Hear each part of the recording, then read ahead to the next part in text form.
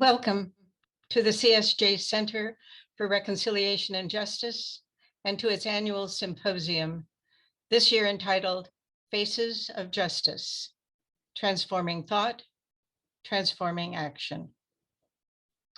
I am reminded of Dickens' beginning to his novel, Tale of Two Cities. It was the best of times, it was the worst of times.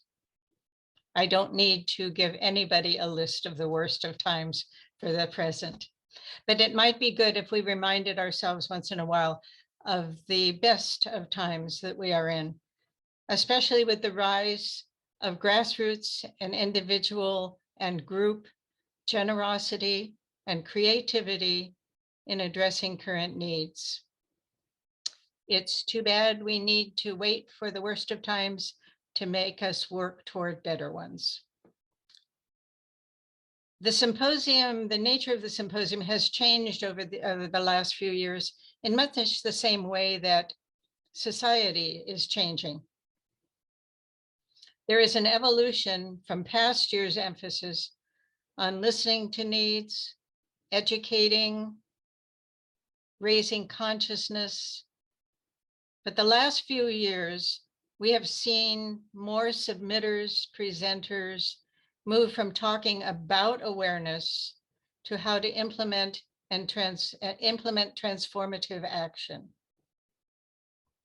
We have seen an increased awareness of the need for one another, and by some irony, our isolation seems to be fostering a greater sense of our need for one another and what it really means to be an actual functioning community.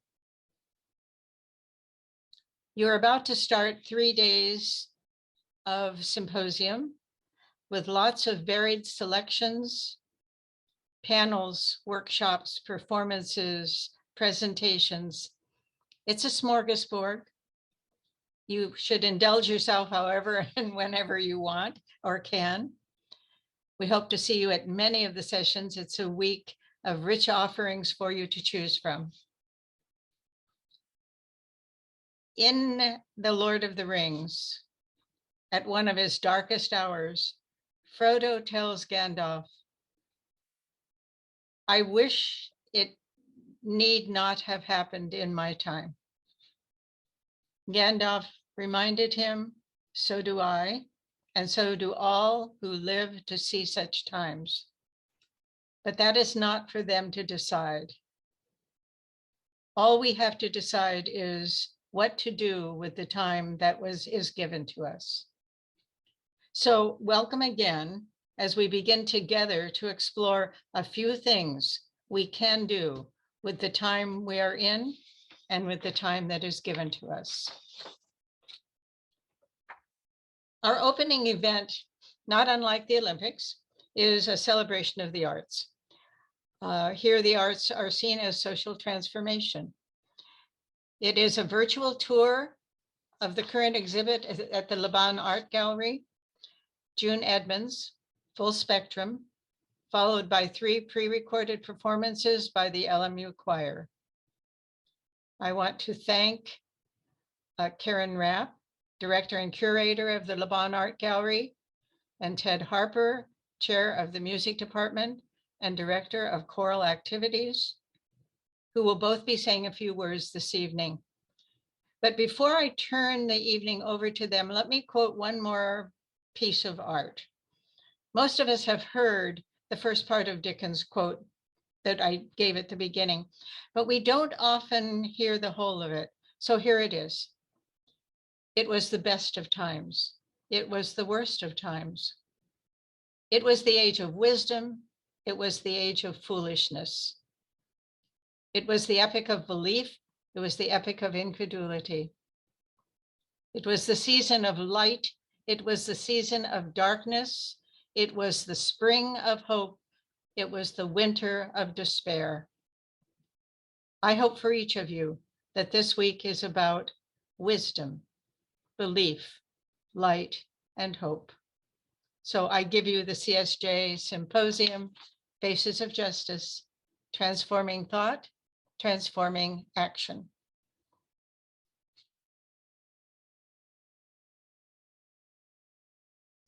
Good evening.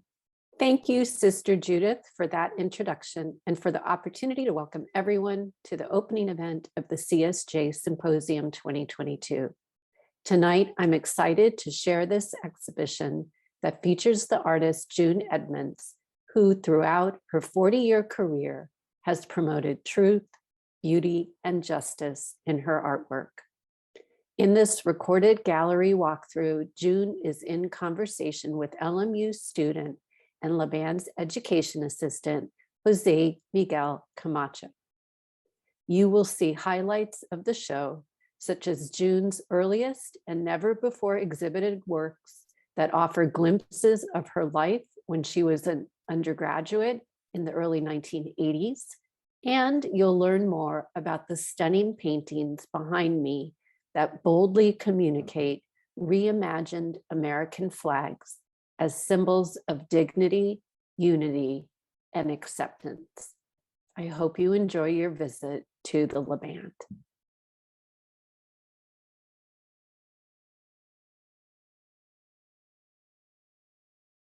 Hi, and welcome to the Laband Art Gallery. We're here with the artist June Edmonds, who is the star of the show June Edmonds Full Spectrum that is currently on view at the Laband Art Gallery. My name is José Miguel Camacho, and I'm a senior graphic design studio arts major and art history minor at Loyola Marymount University. And I previously was a part of the series through the Laband Art Gallery called Amplify, the series that myself and the director of the Laband Art Gallery, Karen Rapp, created as an intention and a call to action to amplify the voices of BIPOC artists within and outside of the LMU community.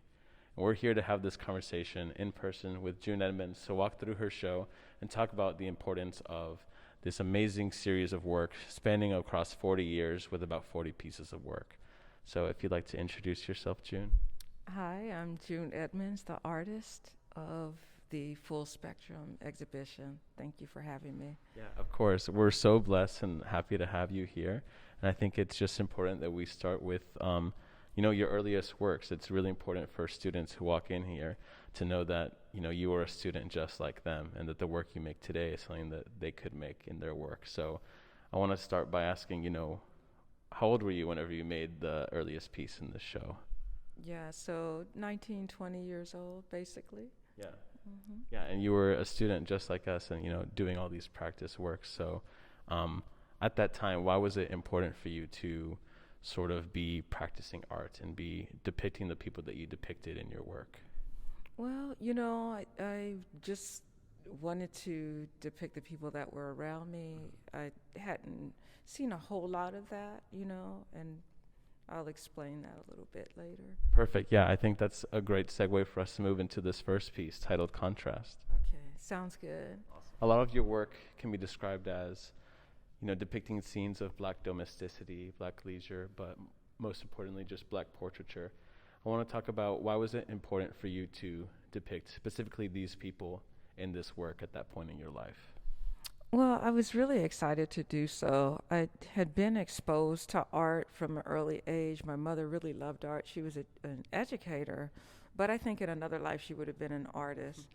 And so I had seen, a lot of paintings, not a lot, but I had gone to LACMA when I was a child and to Huntington Museum Gardens when I was a child, but never saw any Black figures, in the art that we looked at. And then finally, I might have been 16 or 17 years old, I don't remember, but I was still in high school, and LACMA had a big, amazing show that was curated by David Driscoll called 2 Centuries of Black American Art. And that was the first time that I had seen Black people in paintings. So that just opened up a new world. I was just so excited. I thought the work was so beautiful. I saw people that looked like family members. My family is from New York. So it was very familiar, to see the works of artists from the Harlem Renaissance, like Archibald Motley and other artists that were painting at that time, and see people that look like family members. So that was super exciting. Yeah. That's really special and really important, and definitely I can see how it would inspire the work that you make right in front of us. I know there was something that you once told me that your friends would kind of joke and say if you hung out with June enough, she would eventually paint you. And I think that's just really special. And so what was it like for you, being in college and undergrad, this sort of urge to want to immortalize your friends and your family members into these paintings? Yeah, so from that show, I did go on to college and saw some art in Washington D.C., post-impressionism, a bunch of other stuff. The African, I just was up and down the Smithsonian, and became an art major. Came back, started taking these painting classes, but I was being exposed to other art, of course, as well. So I learned about David Hockney's work. And then Barnett Honeywood, who was local, and she was an amazing painter. But what she did is that she put her art on greeting cards, and so she was super, super accessible. And so she's on the West Coast, so she might be from the South. I don't remember, but she was here, and so to look at her work, it was very identifiable as a young person that was in Los Angeles. And it was really the same for David Hockney's as well, since those were sort of California, really LA themed works. And so I felt like there was still sort of this niche that didn't exist yet, of people that were 19 years old, that were Black, that were women, that so I didn't really see my exact life. So I was excited to do that. It was exciting to sort of create something, that is in the process of being depicted and developed. So, Yeah. I think something also really important to note about your work is that as you move forward in your career, a lot of it almost becomes really academic in terms of the research that you do leading up to it. And I think here, if I'm correct, not these textiles didn't exist in the original picture that you would have painted from. You sort of sought out these textiles, and I think there's a story that you once told me. If I could ask you again, how did you come about finding these textiles? Was it in a book? Did you learn it in class? How were you exposed to them in school? Yeah, so not necessarily in class, because in my art history class, they weren't teaching us anything about any Black artists anywhere. So that's my first art history class was 1979, I guess. So we weren't learning any of that. And so I had to go sort of find it on my own, but I knew it existed because I had seen this show. So the San Diego State Library had like maybe 3 books that were featuring African American art, just 3. And one of them was the 2 Centuries of Black Art. They did have that catalog. And I had that one too. That was a gift, someone gave that to me. And they had a book of Romare Bearden and of Jacob Lawrence, and that was it. And as far as world art, they had a couple books of African art as well. So so I was checking those books out as well, and saw the textiles and thought they were really beautiful. Like in my painting class with Joy Shipman, I just really identified with how she was teaching the class. I just really loved it. The artists that she had us looking at, I wanted to look at. And her setup, she always would have fabrics and textiles that had beautiful patterns on it. And so it was just like a transition that just made sense. It's like, I do want to make it my own. Let me put, some of these, African fabrics and textiles in these works. Yeah, of course. That's really unique and I think very specific to the work that you make, June. But speaking of being in the classroom, I want to move to this next piece of your self-portrait in your studio. So this piece, titled Self-Portrait in Studio, could you explain what your life was like at this time? I know me personally, being an art student, I've experienced those like late nights being up in the studio, really working hard on trying to finish a piece. So I want to know, what was your life like as a student at this time? Yeah, this is it. I mean, like, basically these 2 paintings were my life, So it's like, we didn't have Instagram, but I had this, and this really was the scene. You know, it's the studio that I worked in, and you know, this is the whole setup. You know, I kind of wear the same apron all the time. I kind of wore the same painting sweatshirt all the time. So I was just thinking about that when we were just looking at it right now. You know, I will paint, and back then I was encouraged to do this, but I kind of would paint things whatever colors I wanted to paint them. But you know, that sweatshirt was the color it was, that apron was the color it was, you know, so that was accurate. That backpack as well, you know, a bright red backpack. I mean, it's like, how can you forget that that's what you had with you for like 2 years of your life?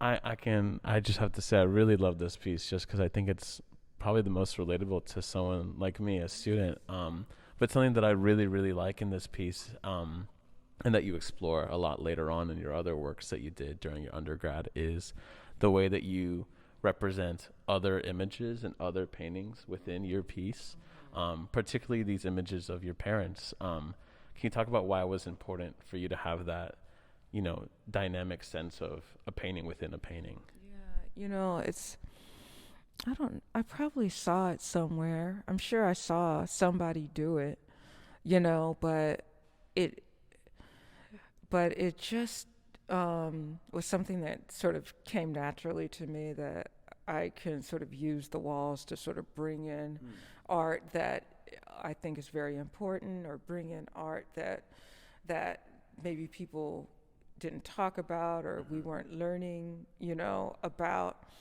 you know, so, you know, I don't know, you know, I think I always journaled, and this, when I look at this, it feels like a journal, you know, it feels like just sort of taking down what went on. It's like, you know, kind of everything I look at is, you know, I was working on that painting. I remember working on that painting at the time. Sort of those orange rectangles there are sort of these thumbnail sketches our teacher would have us do on paper towels and put them next to our painting. Those are the exact cans, you know, that I was using for turpentine and for medium. And I had recently lost my mom. And I lost her when I was 17, so right before I went to San Diego State. And I almost didn't go to San Diego State. You know, I wanted to go to San Diego State, you know, like all of high school. It's like, it was just like a thing, and I would tell anybody that listened. And then I lost my mom, and I said to my dad, I was like, Dad, you know, I think I'm gonna stay. I'm worried about you. And then my mom said, my dad said that my mom said that I was gonna say that to him. And she said, go, you know, so in a way, it's kind of like my mom kind of made me go, even, you know, in her other life. So I'm sure that had something to do with putting them both in that painting. Definitely. Well, I think you successfully did a really amazing tribute to both of your parents in that way, and especially just through being where you are now.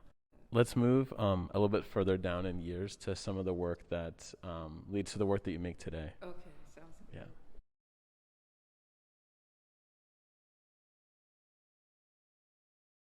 So we're right here with these two pieces. To my right, we have Alicia, and to my left, we have G's Jungle.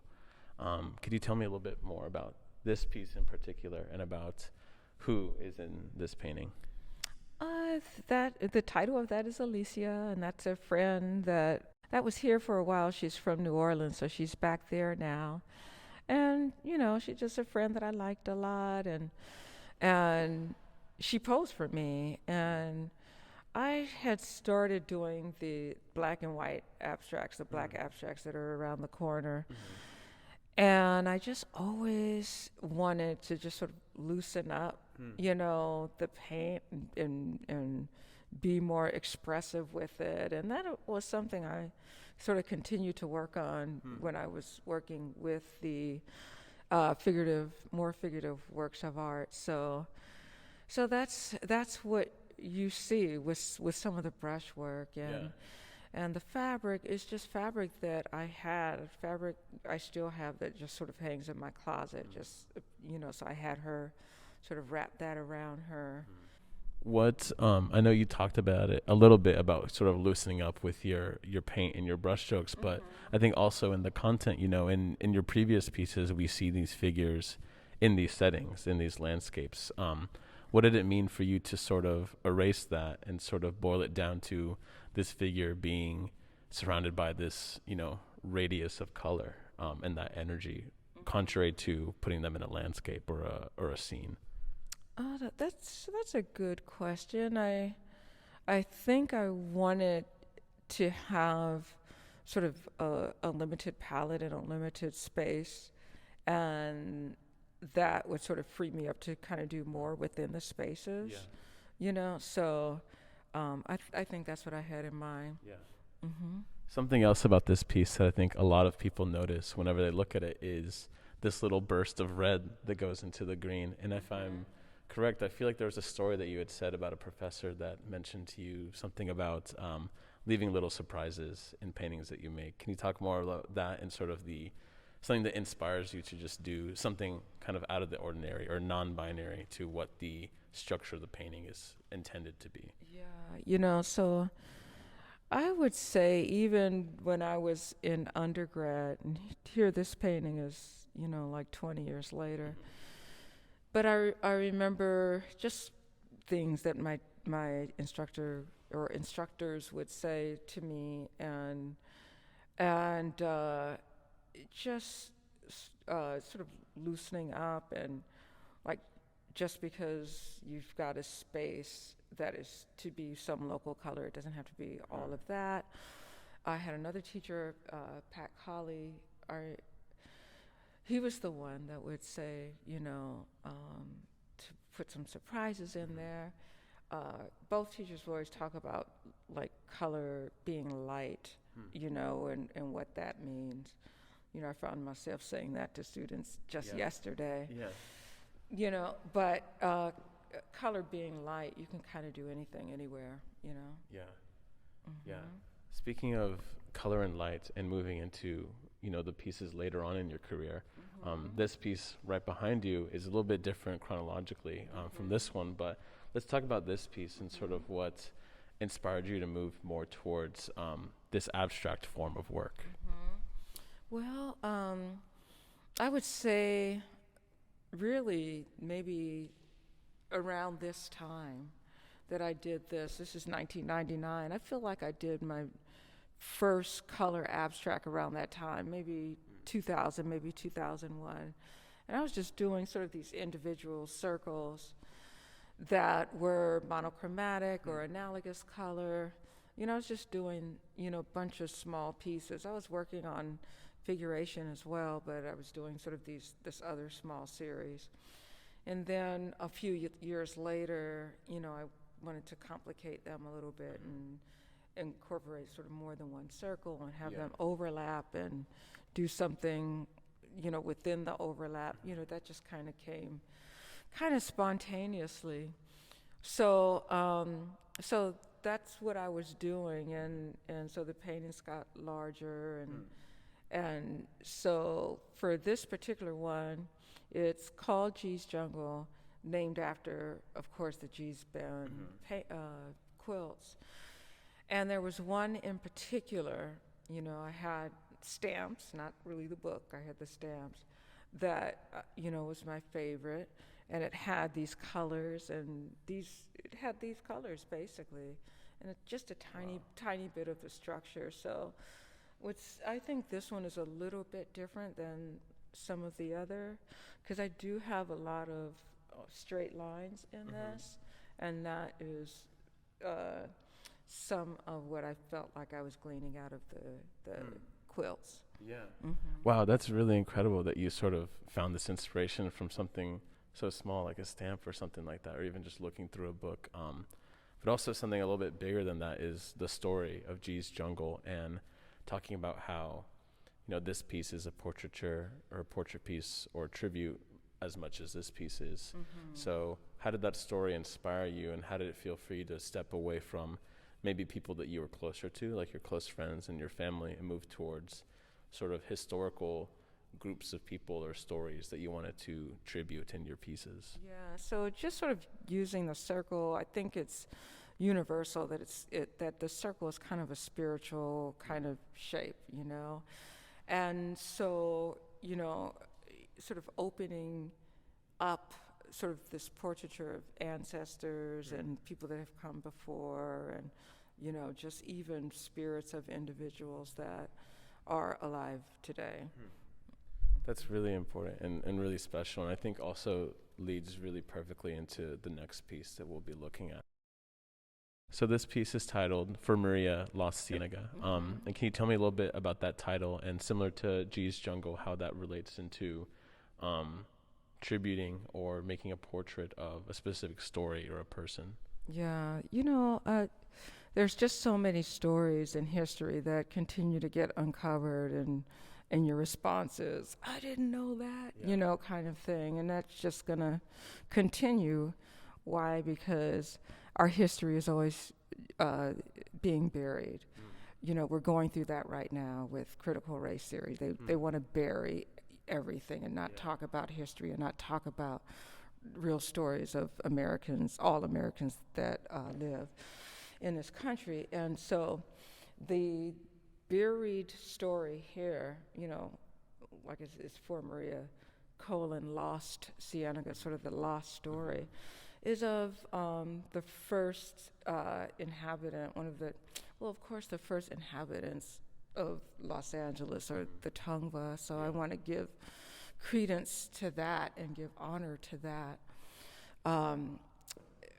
So following that was Maria Rita Valdez de Villa.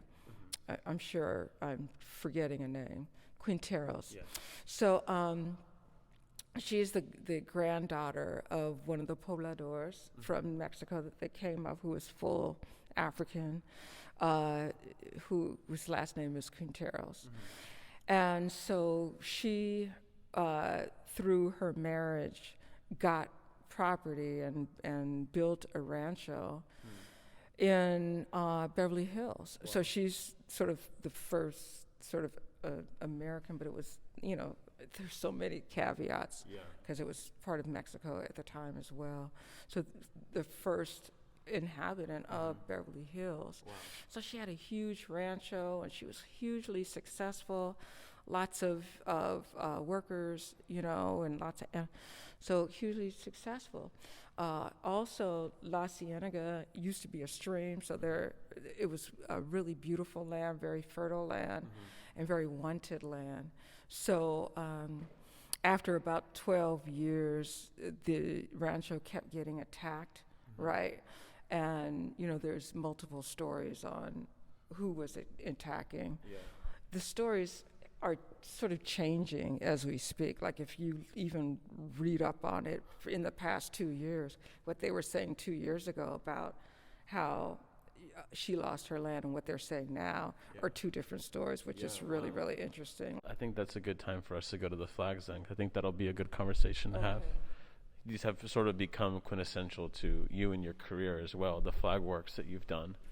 I'm correct, this one piece to my left is the first flag that you created, correct? It was the very first. I mean, I had this dream of these draped flags, but I had never done anything like that before.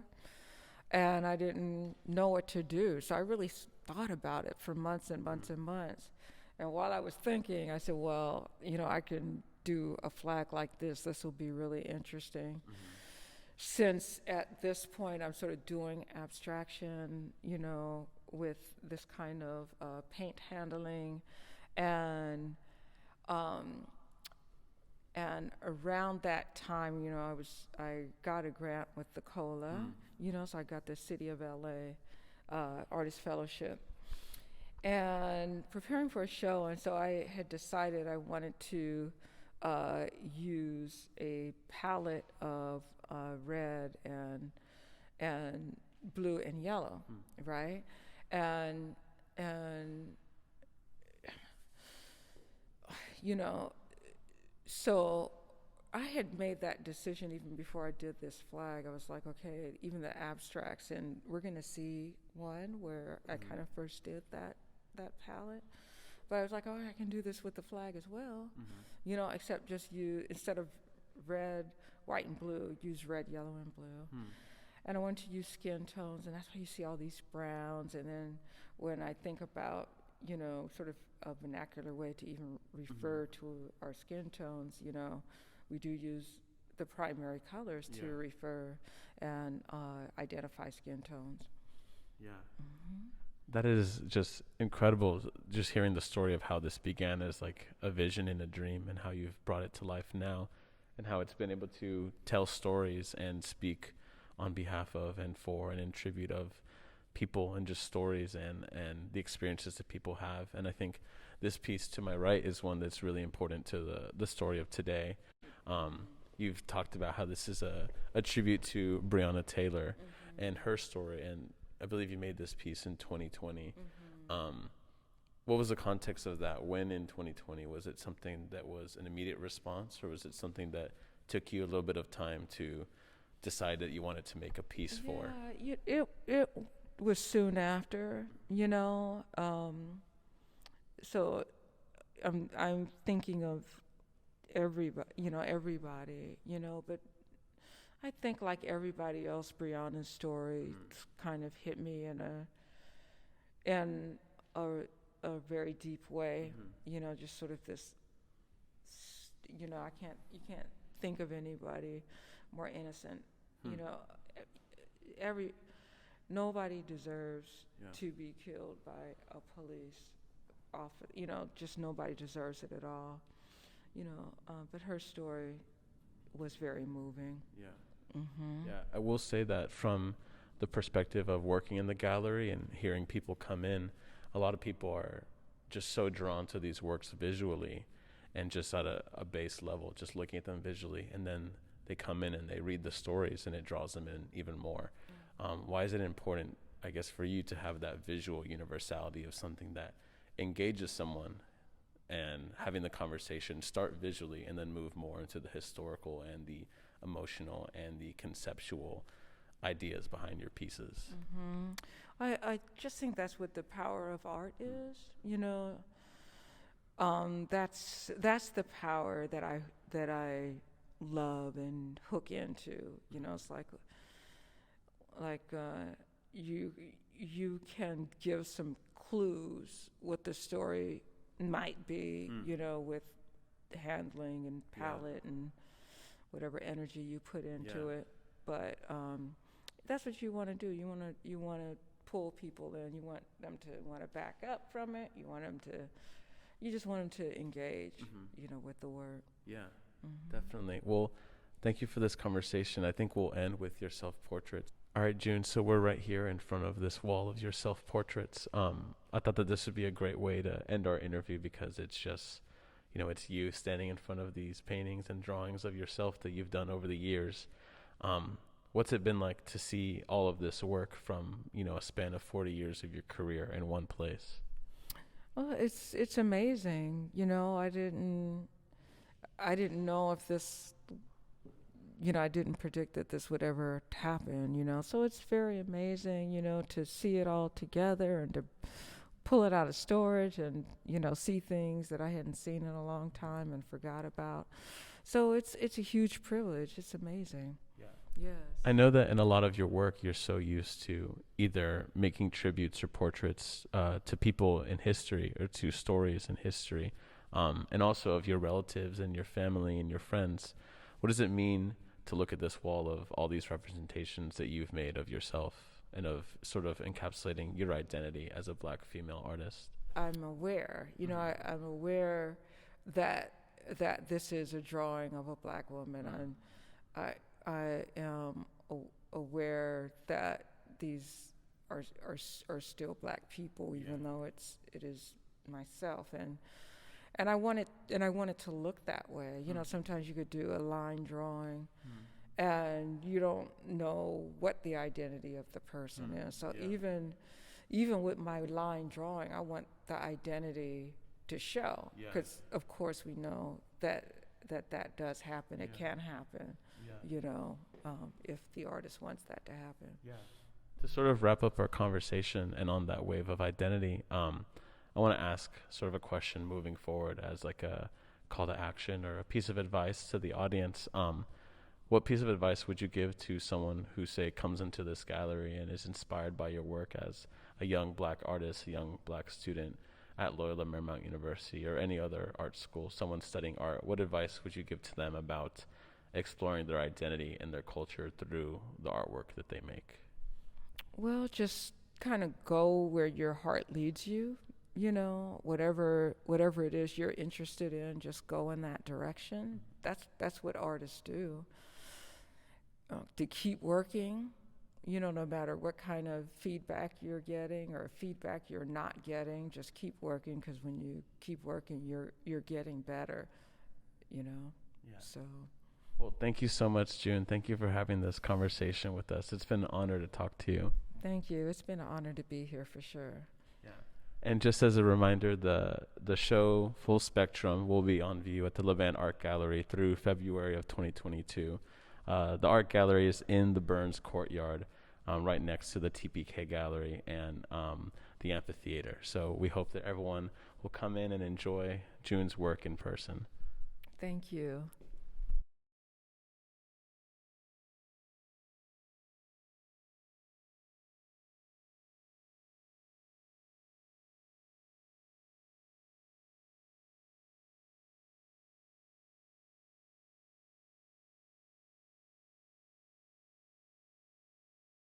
Good evening, and thank you so much, Karen, for the wonderful experience of learning from full spectrum artist in residence, June Edmonds.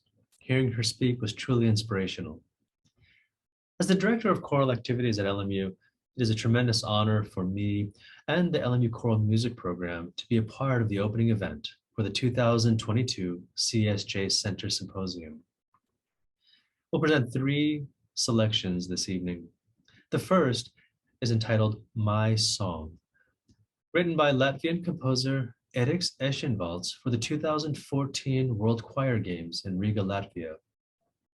With text by Rabindranath Tagore, this composition speaks to the endless possibilities and potential that lives within each of us. To paraphrase the words of Tagore, my song will wind its music around you like the fond arms of love. It will take you to the verge of the unknown. It will surround you with its strength, and it will stay by your side forever. Our second selection, Lunar Lullaby, was written by American composer Jacob Narvarud and sets an imaginative text that centers on a celestial child in the stars above.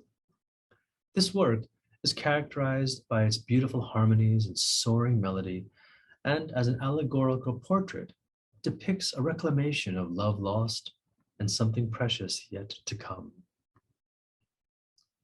Our third and final selection is All Together We Are Love, written by Canadian composer Katerina Gimmon. This is an upbeat composition with a simple yet important message, that together we can make the world a better place, a more beautiful place. This song was commissioned by the Electro Women's Choir in celebration of their 2017 Leadership Workshop for Young Women. These performances were recorded on November 13th, 2021 by the LMU Consort Singers and Concert Choir during the first annual LMU Fall Choral Concert in Sacred Heart Chapel. This was also the first live and in-person performance in more than 21 months. So on behalf of the LMU Choral Music Program, thank you, and I hope you enjoy.